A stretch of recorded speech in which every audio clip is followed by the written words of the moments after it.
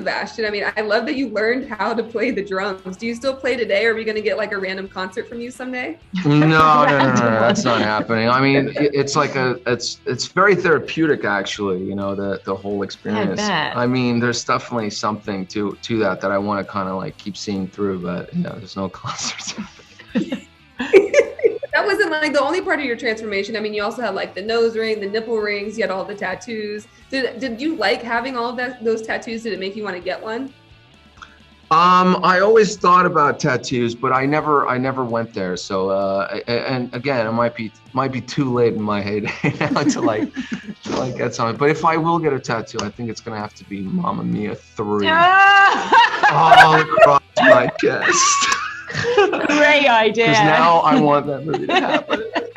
I got so fit physically, and you did the same. I mean, you had such a huge transformation in your body. Eat, yeah.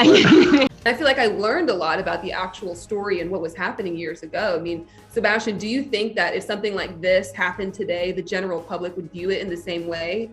You know, I think that's a really good question, right? And that's something that we're trying to ask with the show, and I think we're exploring, we're talking about it, we're having these conversations. How would we act today? Would we act differently or not? And you know, but I will say that in my humble opinion, sadly, I feel we've become more desensitized today as a result of how dependent we are on technology, and that we often don't really think about the repercussions of something like this. But again, I think we need to kind of learn more about it and talk about it and become more aware, so that we're, you know, that we kind of understand that just because you can go online and write whatever you want is not, it's still going to affect somebody, or it's still going to, you know, have repercussions. And I like that, like, it sort of balances some of these heavy questions with some of these just kind of light, funny moments, like the talking penis. Sebastian, I know that this was in Tommy Lee's book.